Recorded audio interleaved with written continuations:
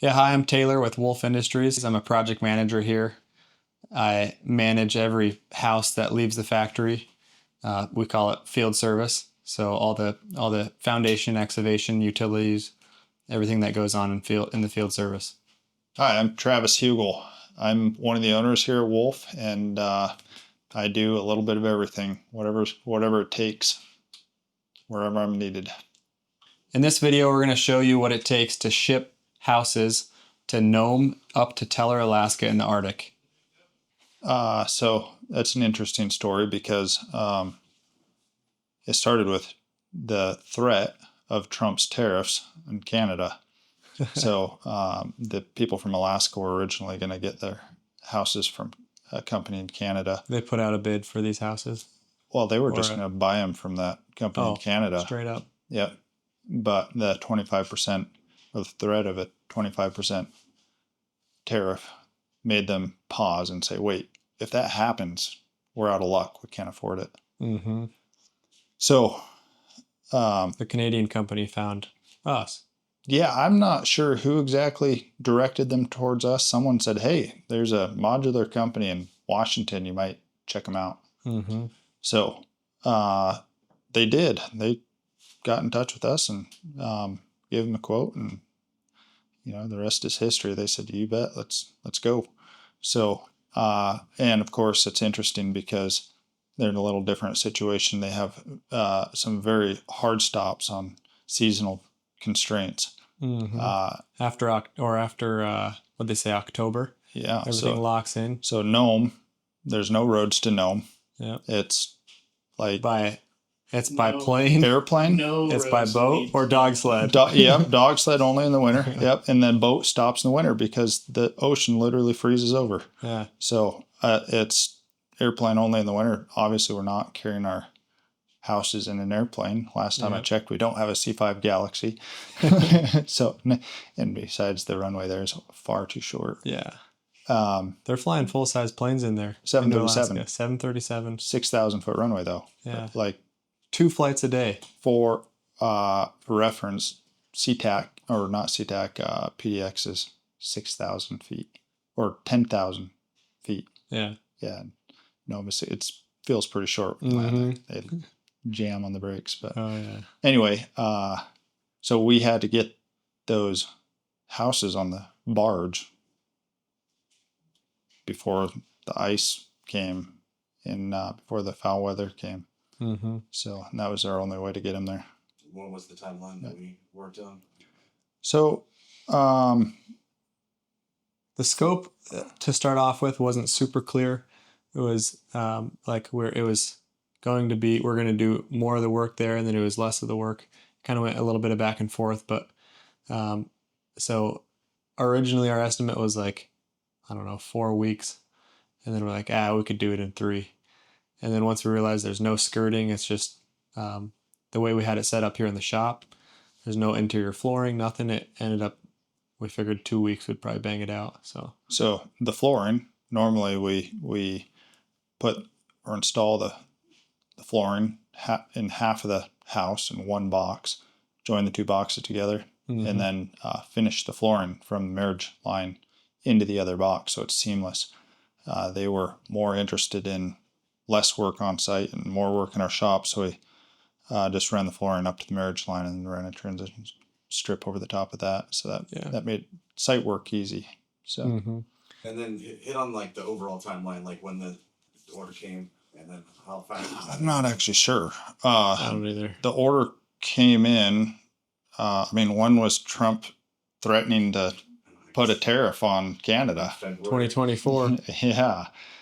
It was shortly after. There was definitely some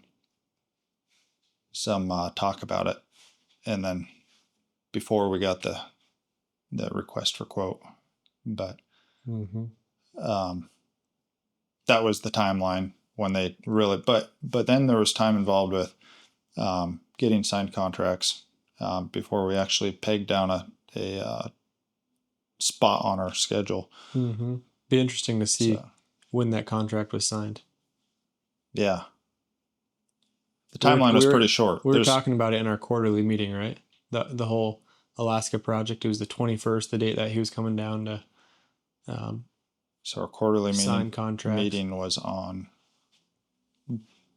beginning of July, Mm-hmm. right? Yeah. So it was probably July, the end of August. July by the time July he actually 21st. signed contracts and said, all right, Mhm. here's the direction we're going. We were trying to have things as prepped as we could ahead of time with the limited amount of information that we had available to us. But, you know, trying to make some assumptions but really cleared things up when he came down and told us exactly what he needed. There's no spec. Yeah, there's no inspectors even up in Alaska, which is crazy. There's no permits. No permits, no Just inspectors. bring the houses in. Yeah. Slap 'em So up. we needed the spec not from the code. We needed it from the owner. So there was a lot of information. How to live in Alaska. Yeah. So Yeah. He went through a lot. Were you in that meeting? I was not. I was not. Derek was. Yeah. Yeah. From what Derek said, there was a lot of methods of building in Alaska that were a lot different than here. Yeah. Right. So check out our video that we did for the building methods in Alaska. It's interesting. So check it out. What is the specific use day-to-day there for them? Is it work crews or the people actually live Oh there? yeah. So these houses are being used by the Native Alaskans. So Eskimos. I asked one of the natives, so does that mean you're an Eskimo? And she's like, yeah, Eskimo just means Native Alaskan. So I also asked if it was derogatory because you never know. And she said, no, not at all. So that was Tamara. Gotcha. Yeah. The lady at the Washitarian. Yeah. Yeah. She was super nice and stayed way late for us and was very accommodating. So the town of Teller, not 3 hours north of Nome, a small town. Yeah. So there's one road in Nome. It goes from Nome to Teller. And guess what it's called? Nome to Teller Road. Yeah. Or Teller Road when you're in Nome and the Nome Road when you're in Teller. Anyway, that some of the people don't have utilities in their houses. So they have a community wash house where you can do your laundry and your go to the bathroom and take a shower. So we took in the town of Teller is, or I shouldn't say town, the village of Teller is a population of 249. Oh, really? Yeah. Yeah. And Nome is 3,500. the big city, and it's 3,500. Yeah. And most of those are workers that are gold mining, big industry in Nome, and providing services for the natives is really the other industry that I saw. There might be more than that, but yeah. So I guess we can start from when I flew into Nome. The job was actually pushed a week. I was planning on flying in a week earlier. A week early, but we had to push our tickets a week. But so I flew in Sunday. Why was it pushed a week? It was pushed a week because what was the reason? One road going from the Nome to Teller. Yeah. There was a bridge closed between Nome and Teller. They just decided it'd be a great time to pull that bridge and stick a new one in. It was tipping over a little bit. I think they had some settling issues. In Alaska, there's lots of permafrost that melts and the ground moves all year round. And they had big issues with that. So that bridge was tipping over, basically. So they put in a temporary bridge until they can get the funds from the government to put in a permanent bridge through there. Many $1 million temporary bridge. But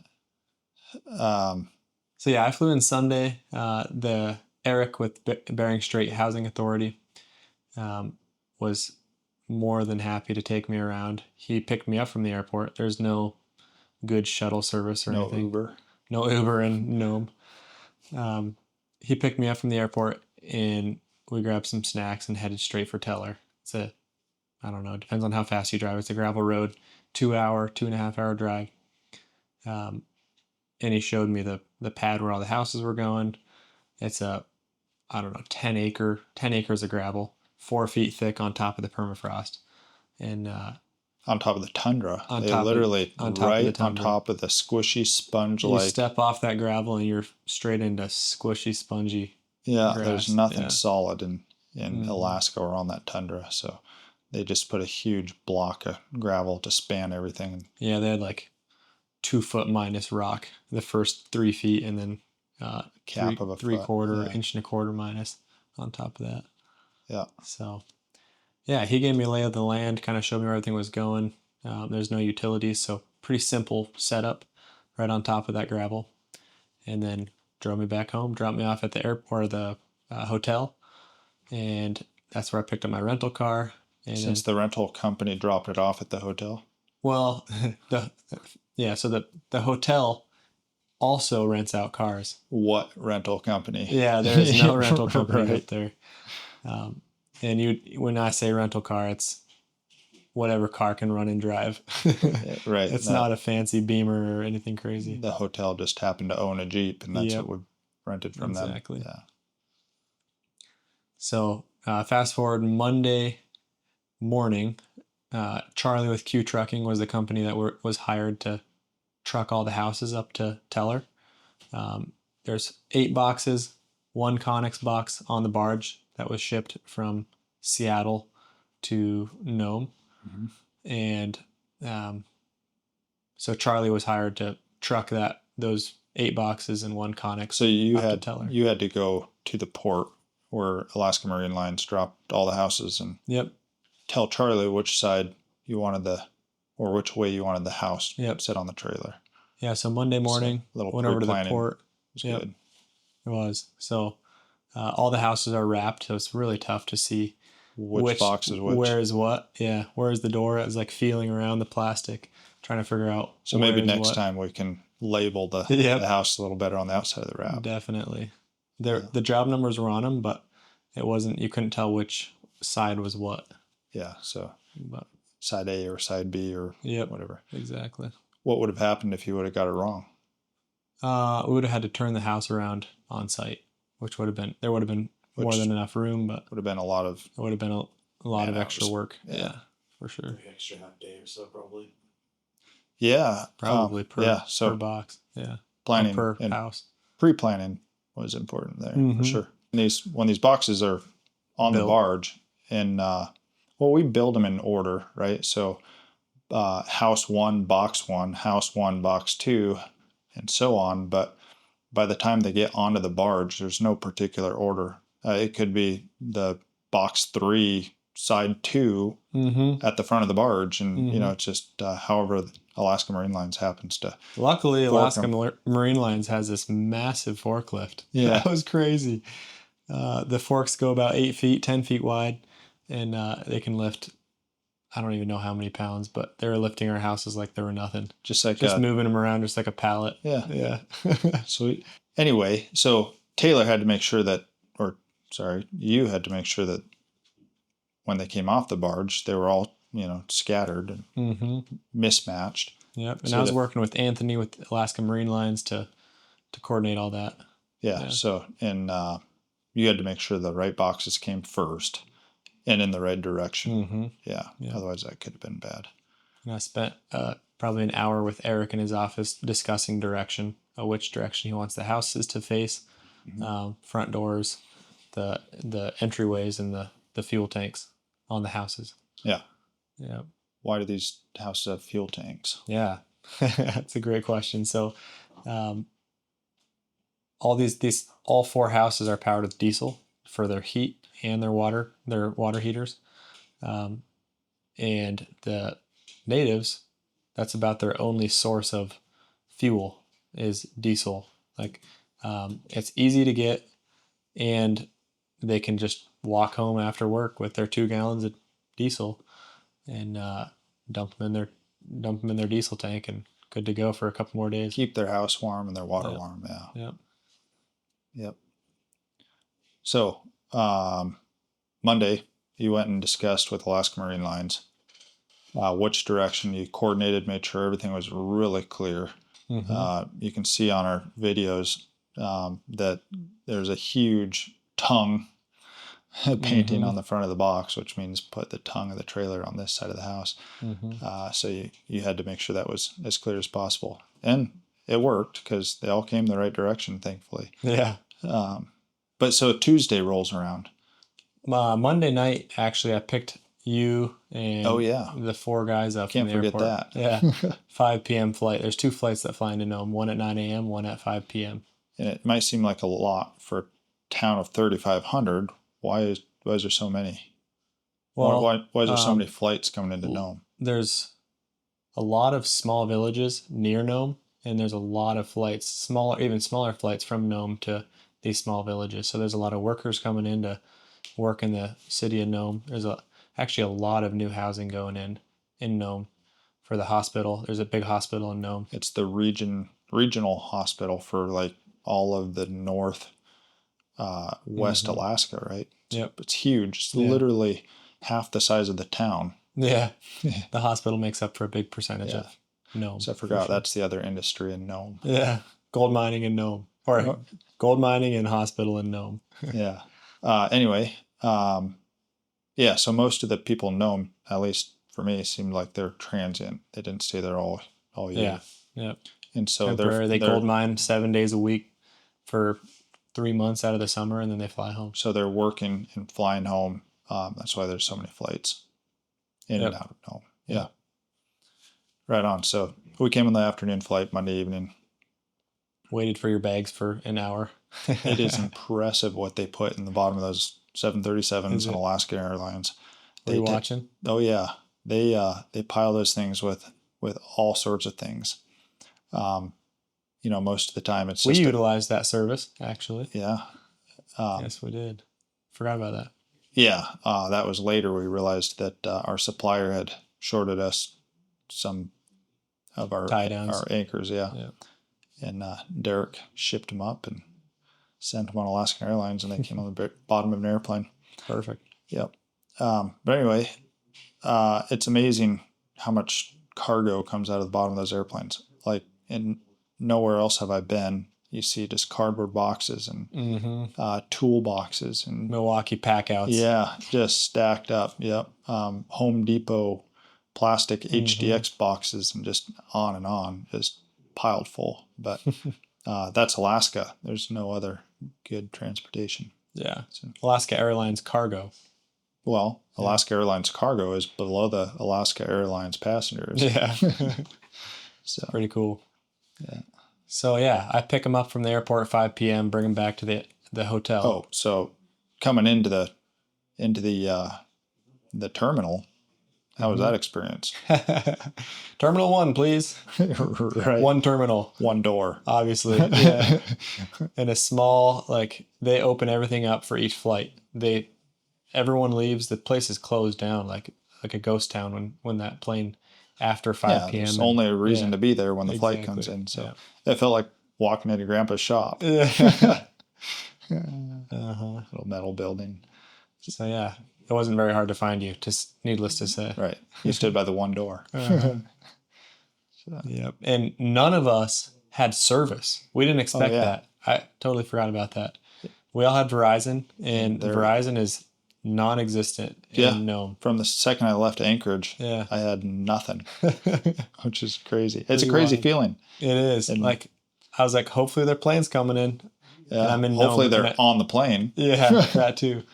And I see the plane flying over because Nome is tiny. Massive. It looks massive coming into Nome just because it's a small plane, but it looks so big with such a small It's a 737. It's not so small. Yeah, true.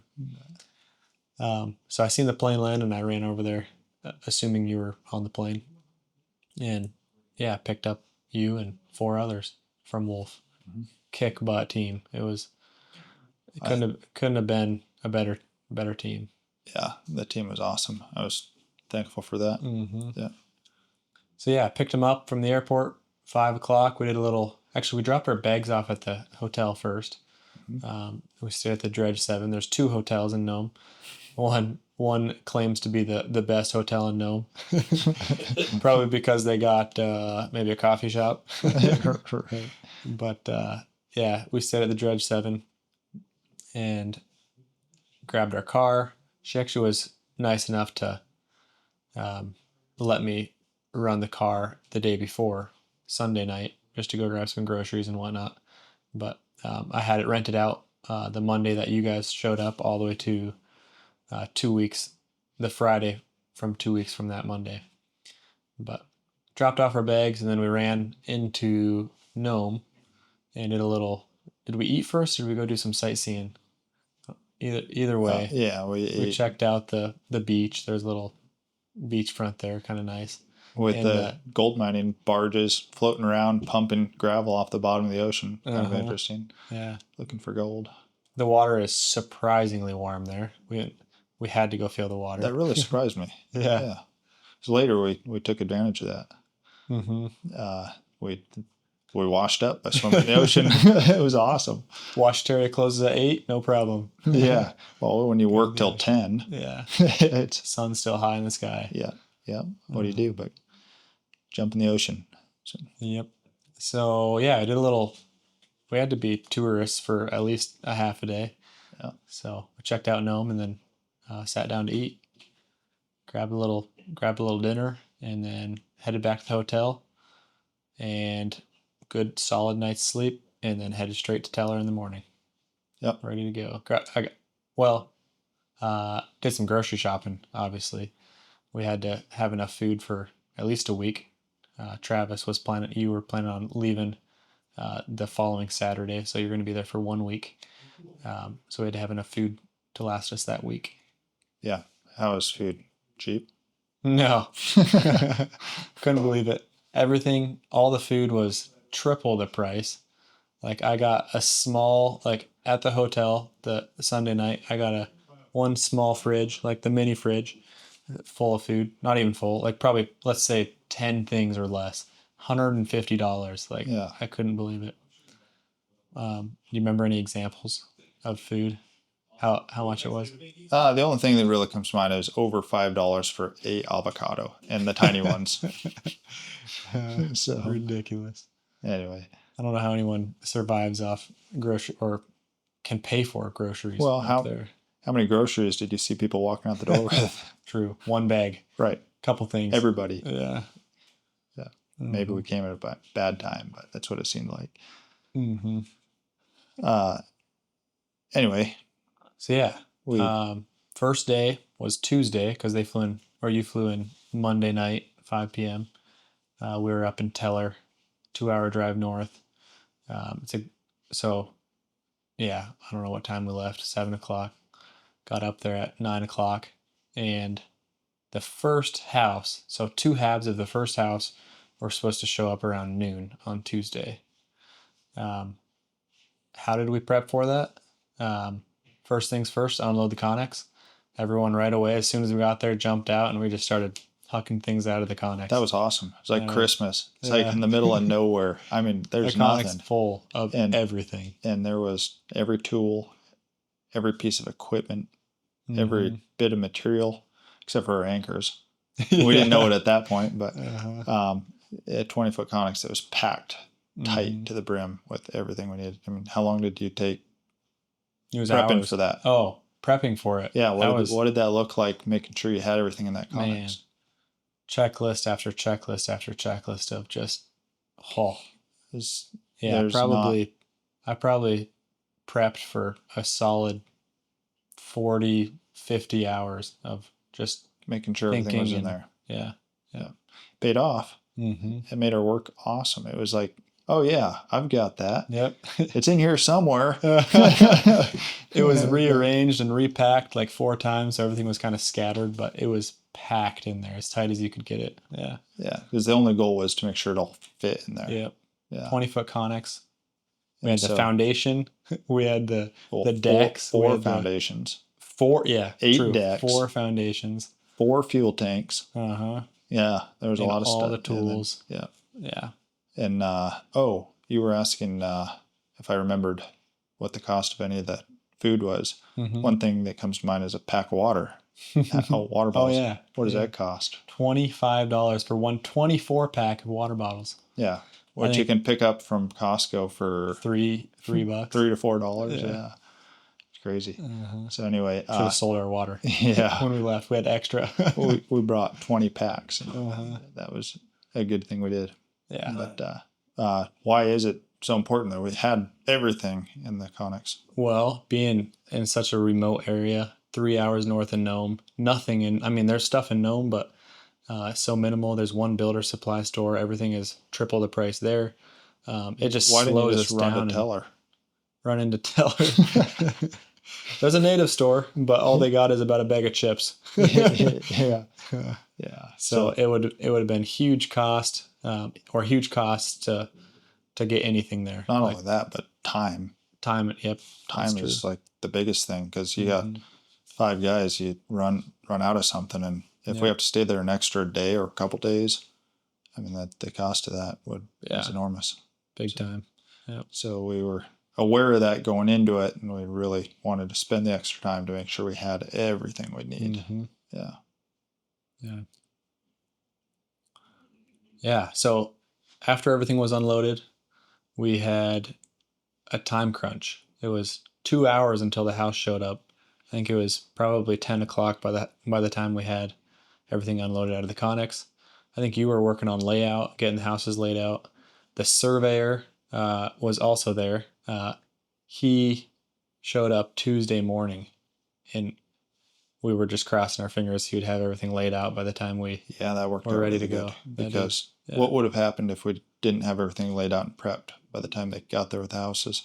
Well, we would have had to either just guess on placement and move them later, which would suck because we didn't have any equipment there.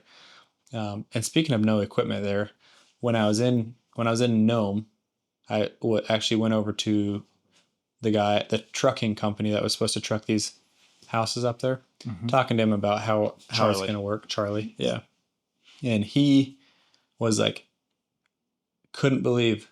I mean, he's a pretty stone-faced guy, but he couldn't believe that we're gonna deliver these houses and set them on our foundations with no equipment. He's like, "You don't have any equipment up there?" Where's your I'm loader? surprised. Where's your big forklift? Where's your crane? Yep. Like, nope. And he's like, he asked me multiple times, "How are you gonna get these off the trailer?" Like, it's like, "Oh, we got jacks. We'll just lift them." He's like, "Have you done this before?" Yeah. Wait a Yeah, minute. actually, we have. Sounds dicey. Yeah. We've only done about 500 of them. I don't know. That's it. Somewhere around there. But anyways, so yeah, we had a time crunch, 2 hours from 10 to noon that those houses were going to show up. So Travis working with the surveyor, or you, Travis, working with the surveyor, got the houses laid out and started laying out the first foundation, where in our foundations were a little unique from what is normal where we're from down here in Washington.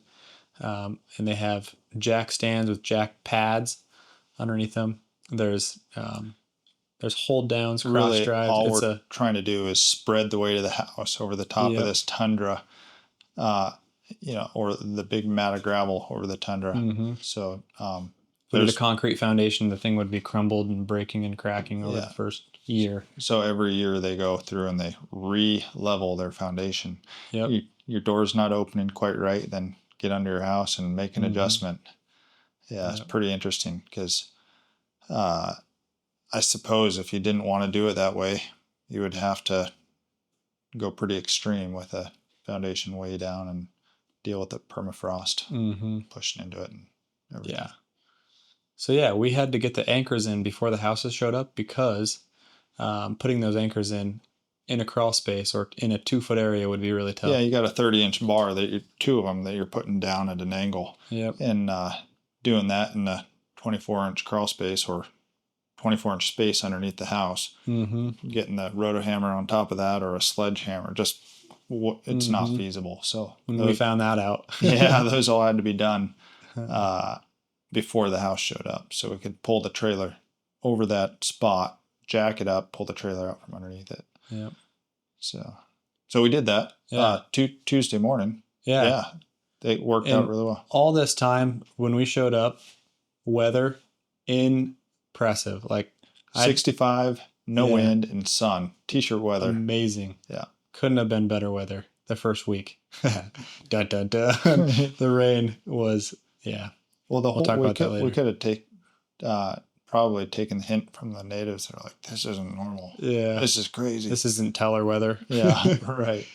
Completely calm. The whole bay was just glass. The Yeah. water was smooth. Yeah. But so yeah, we were loving it. We were having a lot of good fun making coffee. We The had a guy whole said, this stand is set like up. camping, not Yeah. working. Yeah. Travis went to work with the food area as we were unpacking. He's like, "Oh, this is fun. We got a little coffee pot. Let's set this thing up." And a little cooktop, Blackstone right there. Yeah, We had worked out good. propane Blackstone for cooking, and we made a makeshift plywood table for our food for prepping. We had- ate really well. yeah, we did. That was good. Amazing food. So our goal, we had 2 hours until the house showed up, and then we had, I guess, 10 hours of daylight until we had to have the house set up to stay in. We didn't have a hotel in Teller. There was nowhere to stay in Teller. Right. No, just running down to town to our hotel. Yeah. Yeah. If we didn't have the house ready to stay in, where would we have had to go? Yeah, we would have had to go back down to Nome, Which 2 is- hour drive. Right, 2 hour that way, 2 hour that And way. So very, very expensive. Like, Yeah. I couldn't believe it. yep, and we were all happy to stay in the house, camp out. Yeah, Mm-hmm. made our commute really short. Yeah. Wake up, walk out. Oh, Time to get going. yep. Yeah. So, yeah, we had all of our cross drives in a good 30 minutes, an hour maybe, probably less than that. Mhm. And the houses, we could see them coming from miles away. You'd expect Alaska to be mountainous and trees everywhere and just like the way everyone thinks of Alaska. At But- least me. Yeah. Yeah. I think everybody there was like, whoa, this is kind of weird. There's no trees here. Yeah. Once you get But- up north far enough, the tundra, there is not anything. Mm-hmm. Yeah, not a tree There's one anywhere. one tree on the way to Teller, and it's about 5 feet tall. Right. Yeah. Anyway, you could see the houses coming from a long ways away, and we had to make sure to stop and grab something to eat before the houses got Mhm. there, because we knew it's gonna be a lot of work, a lot of Mhm. hours getting those houses off the trailers and turning those trucks around. Because once the houses showed up, it was priority to get the trucks heading back so they could get the next houses. Mm-hmm. So Yep. So we seen the houses coming down the road, just dust cloud and everything, and it was, I don't know, we watched them for probably 10 minutes come down the road. yeah, We were sitting there taking a little break before we get after it. So yeah, the first house shows up, and then what happened after that? After the house, the first two halves showed up. So the first one was a little interesting because it was the narrowest.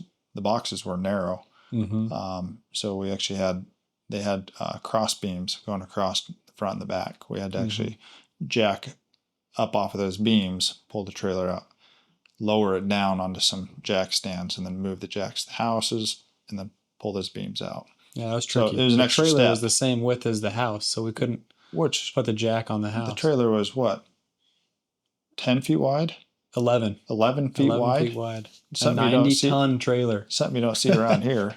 Yeah, I know. An 11-foot wide trailer. So anyway, that made that a little bit challenging, but we got it done. Got both the first house set down on the jack stands. First half. First half, yep, set down on the jack stands, and everything leveled out. And then we got the next house off the trailer, sent the trucks back so they could reload for the next day. And by the end of the day, we had that second half set down, slid over. So we have like little slides that we call them skates, going a piece of C channel we lay on the ground and jack the house down onto those skates, and we can literally just by hand push it over. So it meets the other house perfectly, and get it all leveled up, jack stands underneath it, and lift it up. And then we had Worked out pretty smooth. I was impressed. very smooth. Sliding over. The shop did a great job Yes, they did. matching everything up. All of our Mhm. barge rafters at the peak met perfectly. The siding was really nice. Interior, the walls inside met like literally perfectly. I was totally impressed how it all came together. So took very little finagling to get it to work out. Yeah. What were some of the challenges of getting the houses together? Did we run So the into biggest anything? thing in my mind is like, I know that it's going to be way sub-zero temperatures, and we can't leave any gaps.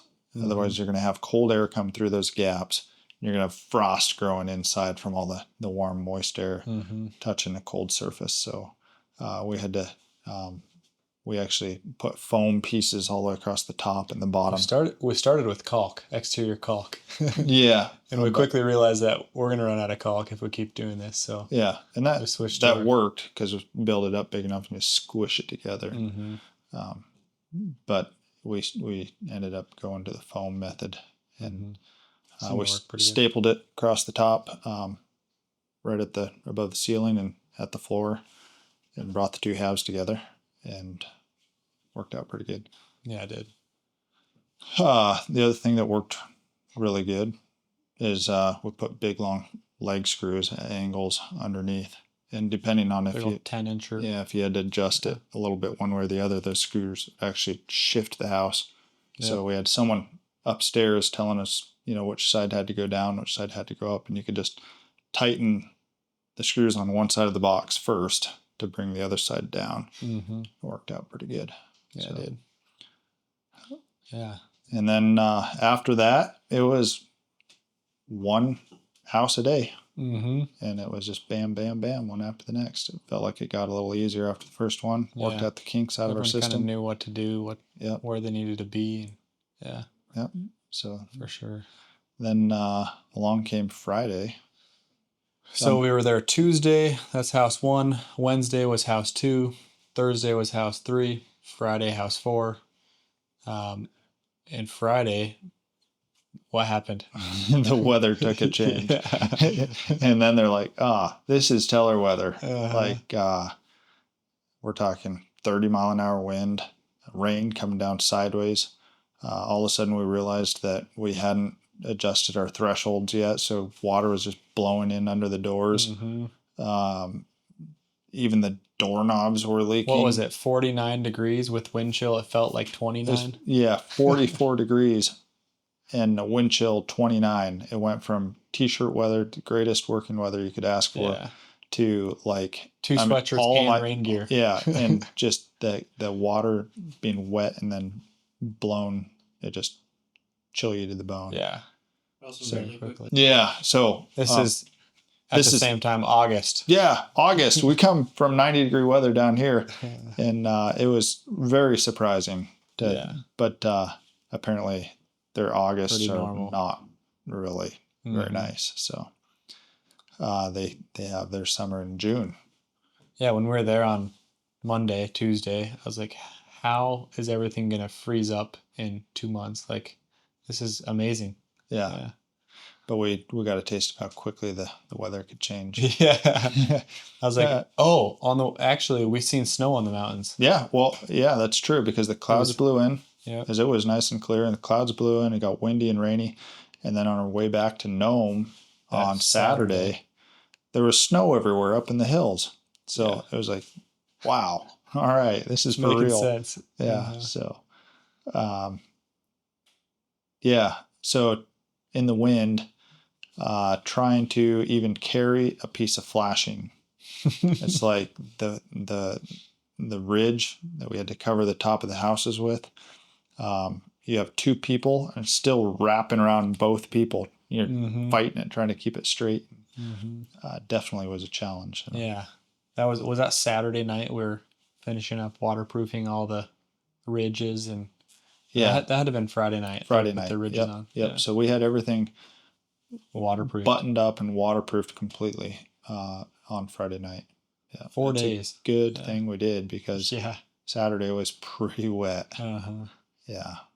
Yeah. And so Saturday morning, 4 now 5 days into day 5. What was our goal Saturday morning? So Saturday morning, our goal was to get house 4 buttoned up. Completed. Yep. So get a good system down before I left, so we could kind of tag team on ideas as far as making sure our process was down for building the decks and getting that fuel tank on its stand. Making sure all the finishes worked out properly. The exterior siding and the roofing all came together the way it was supposed to. So I think we did pretty good. Yeah, at this point, we realized that we're doing pretty good. Like, we're on a good pace for 1 weekend, almost 1 weekend. We figured, I don't know, a few days next week we'll have all these buttoned up. We're kind of optimistic. Everyone on the crew was optimistic, which was awesome. We had a few missing parts. We were shorted by the manufacturer of these cross drives. I was thinking that I screwed the order up. I was all worked up about that. Went back and looked at the email. It said how many we had.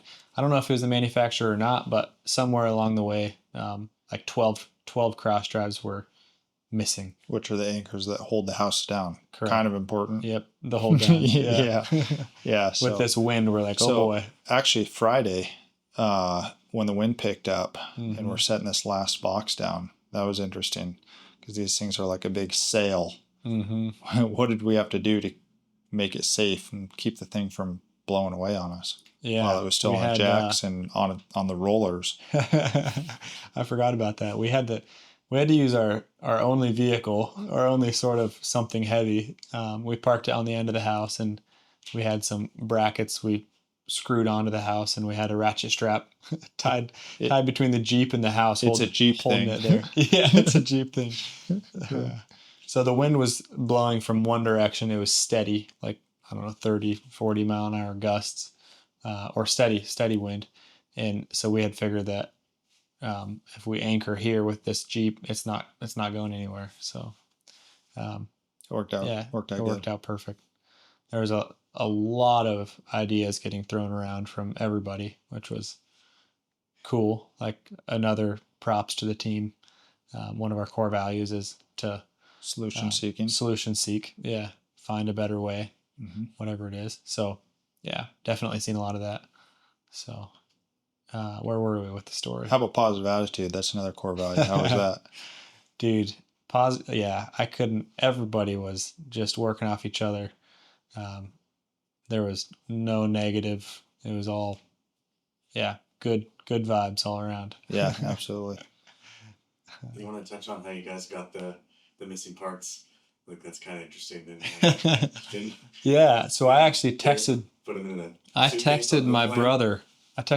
Derek, and I said, "Hey, we're short cross drives. Can you ship them?" Wait, I thought you didn't have any service. That's right. I forgot about that. So we brought Starlink. We came prepared. Game changer. Game changer. Shout out to Elon Musk. Absolutely. That was amazing. I think that's not political at all. But anyway. So surprisingly enough, a lot of people had Starlink up there. Yeah. Like, you see trucks driving around. No wonder. It was awesome. It was. I mean, it's like you plug that thing in and bam, instant. You're better than being here in the office. Oh, yeah. Literally. High speed internet. It was really cool. So, yeah, Starlink saved us for that in that instance and other instances, for sure. So I noticed, I don't know, I think it was the third house. I noticed we're short on these laying parts. them out for the fourth house. Right? Yeah. There's not don't very look many right. here. Yeah. So I quickly shot a text over to Derek. My phone wouldn't call for some reason. My Wi-Fi calling wasn't enabled, and I couldn't enable it. But I was able to text. So I texted Derek, my brother, "Hey, we're short some cross drives. I might need you to ship some." And then he was quick, like within the next minute. "How many you need?" I'm heading to Anchorage. He happened to be flying into Anchorage to visit a buddy. Yeah, to visit a buddy. And he was like, "I can put them in my carry-on or in my checked on." And he's like, let me know before tonight and I'll see what I can do. So it ended up working out really smooth. I found out exactly how many we needed, texted Derek. He called the manufacturer in, is it Chehalis? Yep. And got him here somehow. I don't know who picked him up, but, or got him to Battleground. He shoved him in his He check put him bag. in his check, or did he ship him through? He put him in his check He bag. did. Okay. Yeah, and he bought an extra check bag Okay. for $25 or $35 or whatever Yeah. it was, and then got to Anchorage, Mm-hmm. got his check bag out, drove straight to the cargo place, sent him straight to Nome on the Alaskan Airlines. So So when we dropped Travis off Saturday night, yeah, we headed over, or Sunday, we headed over to Alaska Airlines and picked up the box. It's perfect. Yeah. Had them right there. It was like 24 hours. Yeah. Hey, we're missing these. And they showed up like Thursday night, and we were there Saturday or Sunday. So yeah, it was quick. Yep. That worked out good. Mm-hmm. So yeah, fast forward. Well, I guess Saturday night, we had everything buttoned up. The fourth house was 95% done. It was also the one that required the most finish work. Yeah. Right? The fourth house was a 4-bedroom house. And all the doors were right on the marriage line. Yeah. So all the doors had to be reset or rehung in the new openings that both halves made. Mm-hmm. Yeah. Yeah. So there was a lot of interior finish work to do on house 4. Relatively. That's true. That like hanging 4 doors and sticking a few pieces of trim up is not a whole lot of finish work, but compared to a stick built home, for sure. Yeah. I mean, it took us. We worked a short day on Saturday because we had to leave at like 2. Yeah, and we started at 8. Yep. Yeah, because it was Saturday. We're gonna sleep in a little bit. Uh-huh.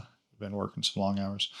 Yeah, we didn't even touch on the sun. So in Alaska, how many hours of daylight did we have?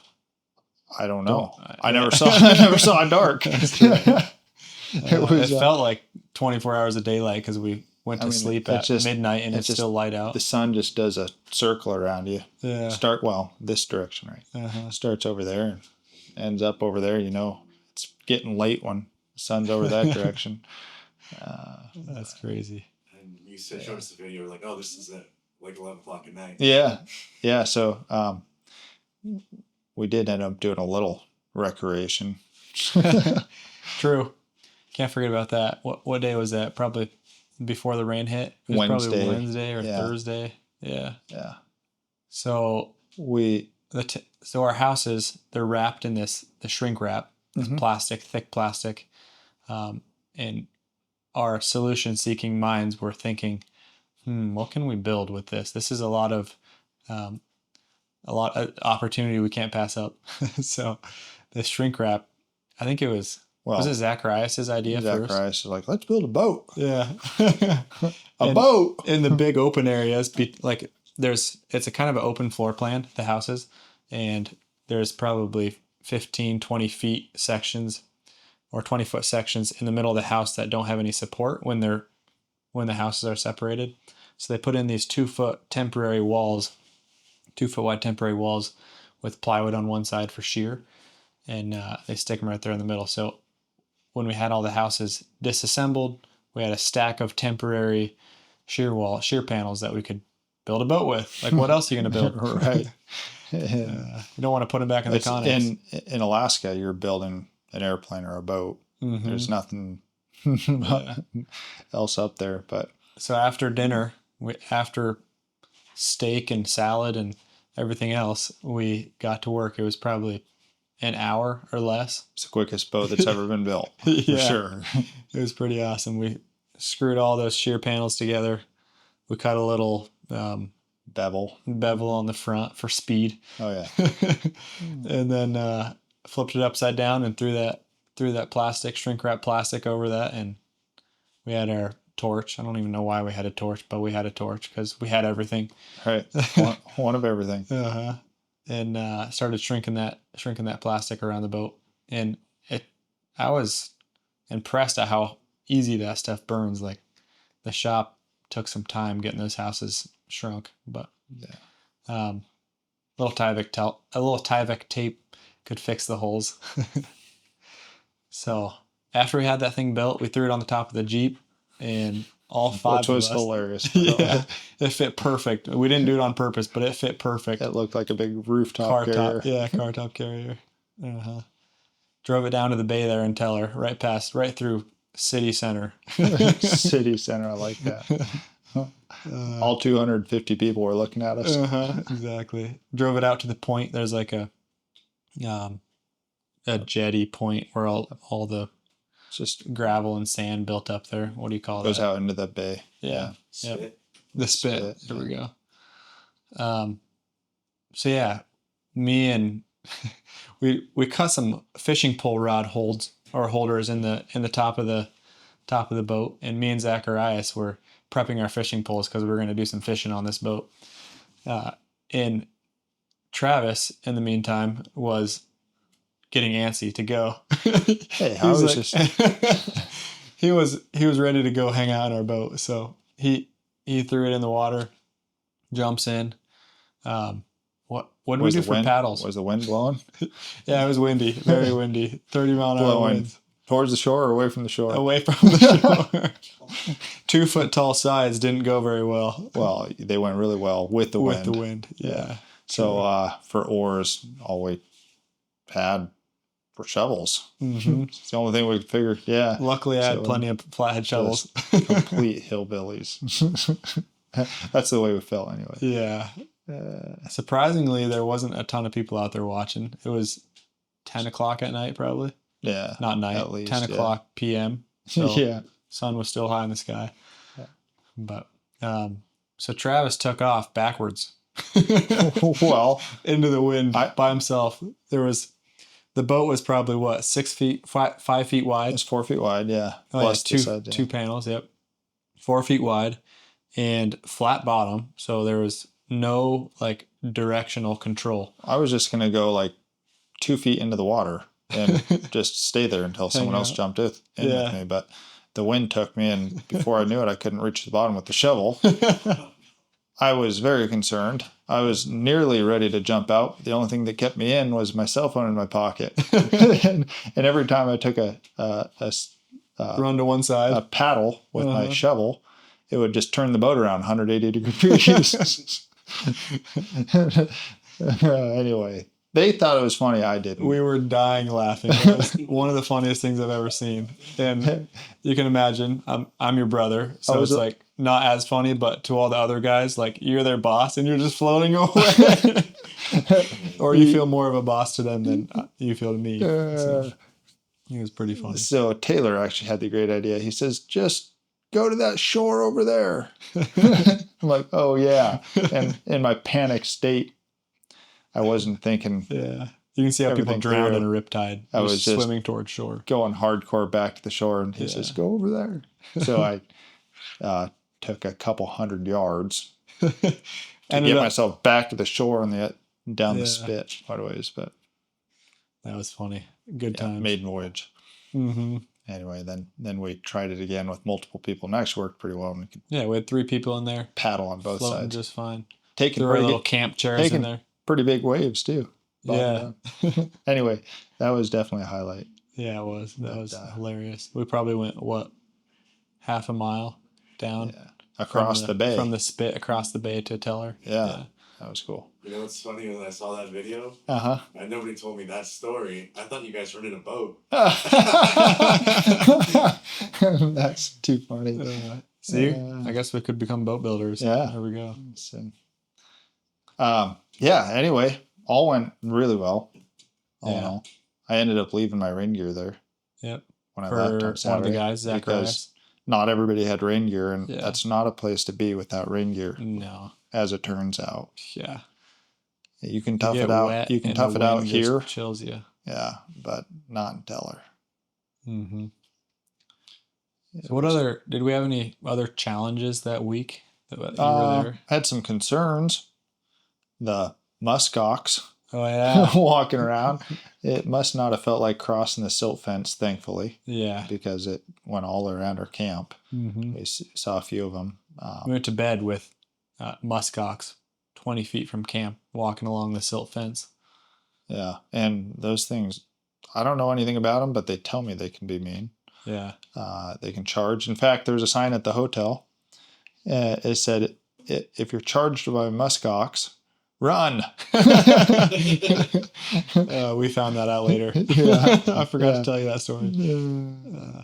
But yeah, I was told by some locals and some people in Anchorage that muskox can just be a nuisance. They just rummage and they trample your trample stuff. everything. Yeah. Yeah. And push things over, and yeah, he said they can beat up. They're They not said be afraid of careful. anything. Yeah, exactly. Be careful with what you got out for muskox. But I went up there to Alaska thinking that polar bears were going to be an issue, but Did you see any polar bears? I didn't see any polar bears. No, I think that they're probably further north up in the Arctic Circle. We were above the Arctic Circle, were we not? Were we? Because anywhere it stays light for 24 hours. I don't think it does there completely. Yeah, I don't know. Look at that. But yeah, what else was there that week? It was interesting seeing the natives and how they live and what their values are. Oh yeah. Their fishing and their berry picking. We were there right during blueberry picking. Mm-hmm. What are blueberries? Tiny. They do have blue. They were the tiny little huckleberries, like wild blueberries. And they had what? Blackberries. Yeah. Oh. Yeah, I was with Eric. We went for a little. We stopped on the way back when he brought me to Teller. He's native to Nome. Yeah, Eric with Bering Strait Housing Authority. That brought me up to Teller. On the way back, we stopped at a river and had some nectarines, and I don't know. We walked down to the river for a little break, and I seen some little berries on the ground. I was like, "Hey, what's this?" He's like, "Oh, blueberries. Try them. They're good." I tried them. They're a little tart flavor, and then I was like, "Hey, there's different berries here," and I pick one, and it's a just black little round berry. I was like, "What's this?" "Oh, that's a blackberry." He says they're exactly the same as the blueberries, except for they're black. It's like, oh, it makes sense. Okay. So there was blueberries, blackberries, and salmon berries, and we were in prime berry picking season because everything was ripe. There was natives. That road from Nome to Teller was full of natives, which is like one every mile or two. Yeah. Or 4 or 5. It was a regular highway. Well, the entire in Nome speak. Yeah. Yeah. And that's like I think that's part of their like culture or upbringing is going berry picking. Tradition and culture, yeah. I think has a lot to do with that. They're berry picking. That is pretty cool. There's a lot of young kids and families out there. Families. And the weather was, when we came through on Saturday, was nasty. And they were still out there. Yep. Pouring rain. Hunched over, picking berries. Mm-hmm. So, pretty cool. Saw some fish that they had caught. They for some reason hang it in fillets outside, and they like cut slices in the meat. It was, I don't know much about that, but it was interesting. Part of their food, I guess. Like, I guess, what else are you going to do when food is 3 times the price? Yeah. Seems like catching fish and picking berries is a good option. Mm-hmm. Totally. We ran out of gas. Oh, yeah. Generator gas. I forgot about that. Yeah. There was, we had 2 generators, one bigger generator. It was pretty awesome having that bigger generator because it was able to power almost everything in the house. We had a cooktop, we had lights, anything we wanted, the heaters. But then the smaller generator for charging batteries and Starlink and whatever else. So I think we didn't actually have any gas in the Conex because just didn't want to have the flammables and gas. Exactly. We had gas cans, but no gas. We figured we could get it from. And I heard there was gas and teller. Mhm. You would ask Eric ahead of time. Yeah. And so, yeah, we knew there was gas and teller, but every time we'd go down there, we couldn't find anyone. Everything was closed. It was weird hours. Like we'd go down there at They're lunchtime. not set up for retail. No, no. I couldn't even figure out where the store was. I seen It's the big just gas just a tanks, big but tank yeah. on the edge of town, Mm-hmm. with some pumps Mm-hmm. on them. Yeah. So we actually were kind of in a pickle because we were using this generator to run our big roto hammer for putting in those cross drives, and it's an electric roto hammer. So the only way to run it was with a generator, and the houses were about to show up. We were 2 hours. Well, we found out finally that the gas station opened at 10, and the houses were showing up between noon and 1. So we needed like gas to get these cross drives in. So I as soon as 10 o'clock hit, I ran down to Teller, filled up our gas cans, and was able to get $80 gas. No, it was $7.11. $7.11 a I gallon. remember that. Yeah. Yep. Did we ever find out why that gas smelled so weird? No, it did smell really weird though. Yeah. It worked. It did. Thankfully. The generator would choke every once in a while, but oh yeah, we did have a problem with that. It ran really bad for a while. I don't know if it. And then the whole time the next week it would go like chug for a second every 15 minutes or something. I'm guessing it had something And to do we with were the gas that was a little different. Yeah, I forgot about that. It was the morning that we ran out of gas, and at 10 o'clock we went and got gas, and it was pouring rain. It was like one of the moments that I was like, oh boy, like if our generator quits, this is gonna be tough. Deep dog doo doo. Yeah, that means no heaters, no range, no light. No, we could run no lights. Starlink. That was a big one. The small generator could have ran Starlink, but but still, if we didn't have any gas, no Starlink. Mm-hmm. We started that big generator and it was chugging for like a good 10 minutes, just barely running. So all lights flickering. Yeah. Anyway, here we are. But, yeah. Anything else that week that stood out? No. Tell us about the next week. Time's getting away from us. Yeah, it is. Oh. So yeah, we dropped Travis off Saturday night. He flew out. That was nice. We picked up the cross drive Sunday morning. We stayed in a hotel Saturday night, hung out in Nome, did some more tourist stuff Sunday, headed up Sunday night, back up to our campsite. Monday morning, we're like, okay, we're gonna finish out. I think that we had a couple more things left to do on house number 4. Those cross drives, the hold downs that we picked up, we wanted to get those in and get house 4 all buttoned up. So completed all that, finished all the trim. We had one piece of trim to put up the ends of the houses to finish them off. On the siding. Yep. And there was some nice weather Monday, so we wanted to get everything caulked and painted before it really poured again on Tuesday. So we were able to get all that trim up and painted. Everything looked buttoned together super nicely with that trim on the end. Tuesday, me and Tony, one of the guys, worked on decks while Zacharias and Luis worked interior, doing all the interior touch-ups and trim and everything that needed, the flooring transition strip, everything that needed to be done inside. So that worked really well, splitting crews. We had house number 4 completely buttoned up on Monday, I believe. And then Tuesday, we started on house number 3. But keeping in mind that houses 3, 2, and 1 had a lot less work to do on them, we're like, oh yeah, we'll finish up by Wednesday. But Tuesday comes around.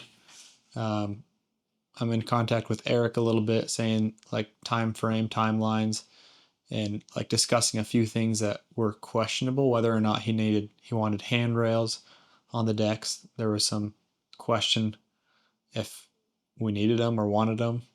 And apparently he was like, yeah, code says that we need to have guardrails over 30 inches. And I was like, this isn't making sense, because I didn't think there was code up here. But apparently Bering Strait Housing Authority, the people that we're contracted through, they have somewhat of an inspection process, and they want to make sure the natives are safe. And so there was some discussion about that, and decided that we should probably put handrails at least on these decks. So luckily I came prepared, but not prepared with enough. We ran out of 2x4s.